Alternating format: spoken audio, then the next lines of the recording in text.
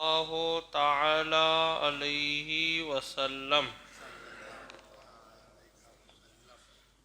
کنز العمال میں ہے کہ حضور رحمت عالم صلی اللہ تعالی علیہ وسلم نے ارشاد فرمایا کہ جبریل امین علیہ الصلاۃ والسلام نے مجھے خبر دی کہ جو امتی مجھ پر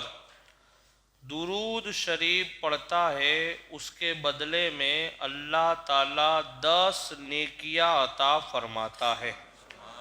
اور درود پڑھنے والے کے 10 گناہ کو مٹاتا ہے اور 10 بار اس کے درجے بلند فرماتا ہے، اور ایک فرشتہ درود پڑھنے والے کے حق میں وہی الفاظ کہتا ہے جو وہ آپ کے حق میں کہتا ہے۔ یعنی سرکار علیہ السلام فرماتے ہیں کہ درود پاک پڑھنے کی وجہ سے 10 گناہ معاف ہوتے اور 10 نیکیاں عطا کی جاتی ہے، 10 درجات بلند ہوتے، لیکن ساتھ ساتھ میں ایک فرشتہ ہے جو درود پڑھنے والے کے حق میں، درود پڑھنے والے کے لیے وہی الفاظ کہتا ہے جو حضور کی شان میں کہتا ہے۔ مطلب کیا کہ جس طریقے سے ہم درود بھیجتے ہیں تو اس کا مطلب کیا ہوتا ہے کہ یا رسول اللہ، یا حبیب اللہ، آپ پر سلامتی ہو،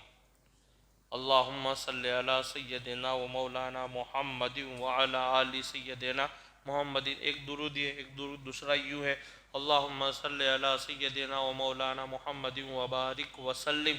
جس کا ترجمہ ہے اللہ تعالی ہمارے آقا پر برکت نازل فرما اور سلامتی نازل فرما۔ اس طریقے کے بہت سارے درود ہیں، لیکن سب کا خلاصہ ایک ہی ہے کہ ایک غلام اپنے آقا کے اوپر سلامتی نازل کرنے کے لیے دعائیں کرتا ہے، ان کو آباد رہنے کی سلامت، جیسے ہوتا ہے نا ہم دعا کرتے ہیں اللہ تعالی ہمارے ماں باپ کو سلامت رکھنا، ہمارے پیر کو سلامت رکھنا، یا کوئی ہمارے ساتھ بھلائی کرتا تھا ہم اس کو دعائیں دیتے اللہ تعالی آپ کو سلامت رکھے۔ تو اس طریقے سے یہ دعائیہ الفاظ ہیں، اللہم صلی علی سیدنا و مولانا محمد وبارک وسلم، درود و سلام ہو سرکار علیہ السلام پر، آپ کی آل پر، اور جتنے بھی جیسا درود ہوگا اس کا ترجمہ ہوگا اس طریقے۔ لیکن جب فرشتہ کسی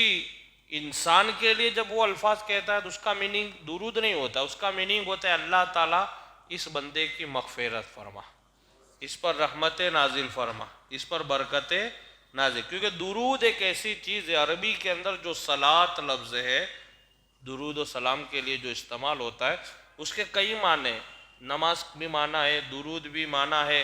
اور جب اللہ کی طرف اس کی نسبت ہو تو رحمت مراد ہوتا ہے، جب نبی پر اس کی نسبت ہو تو درود مراد ہوتا ہے، جب صلاۃ کی نسبت بندوں کی طرف ہوتی ہے تو مغفرت مراد ہوتا ہے۔ یعنی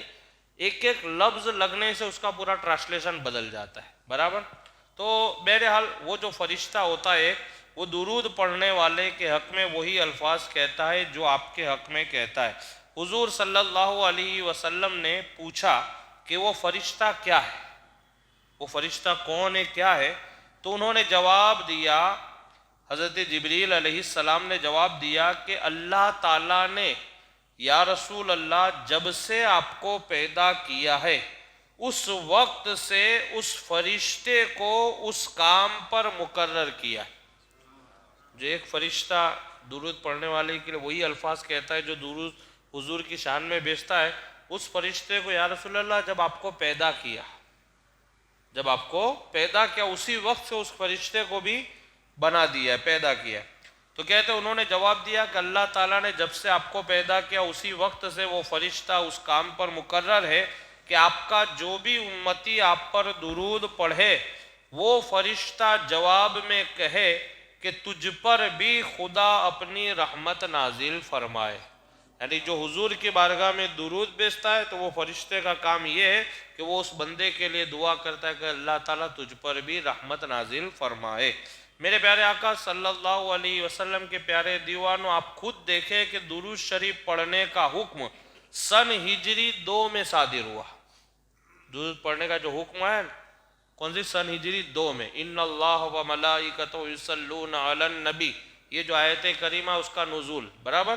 تو کہتے ہیں کہ سن ہجری 2 میں صادر ہوا، لیکن درود پڑھنے کا صلہ دینے کے لیے وہ فرشتہ پہلے ہی سے موجود ہے۔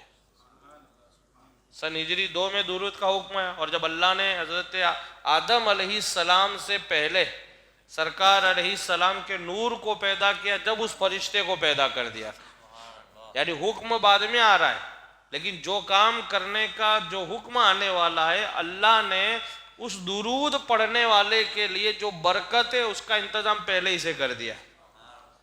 تو یہ درود پاک کوئی معمولی چیز نہیں، یہ بہت بڑی چیز ہے۔ تو کہتے ہیں کہ درود شریف پڑھنے کا حکم سن ہجری 2 میں صادر ہوا، لیکن درود پڑھنے کا صلہ دینے کے لیے وہ فرشتہ پہلے ہی سے موجود ہے۔ اس بات سے ظاہر ہوتی ہے، اس سے یہ بات ظاہر ہوتی ہے کہ اللہ تعالیٰ کے دربار میں درود شریف کی کیسی قدر و قیمت ہے۔ اس سے اندازہ لگایا کہ اللہ تعالیٰ کو درود کتنا پسند، اور اس کی عظمت و شان کے اظہار کے لیے اللہ تعالیٰ نے کتنا اہتمام کیا۔ درود کی ایک اہمیت بتانے کے لیے اللہ نے اس کا اہتمام کیسا کیا ہے کہ یعنی اتنے سالوں پہلے فرشتے کو پیدا کر دیا، اور اس کا کام یہ ہوگا کہ بھئی جب کوئی درود پڑھے گا تو اس کے لیے تو دعائے رحمت کرنا۔ سرکار صلی اللہ تعالیٰ علیہ وسلم پر درود پڑھنے والے کے لیے دعائے رحمت کا انتظام اللہ نے کتنی صدیوں پہلے فرما دیا ہے۔ اللہ سے دعا ہے کہ اللہ رب العزت مجھے اور آپ تمامی حضرات کو کثرت سے درود پاک پڑھنے کی توفیق عطا فرمائے۔ چینل فیضان پنجتن کو سبسکرائب کریں، لائک کریں، بیل آئیکن بٹن کو دبائیں۔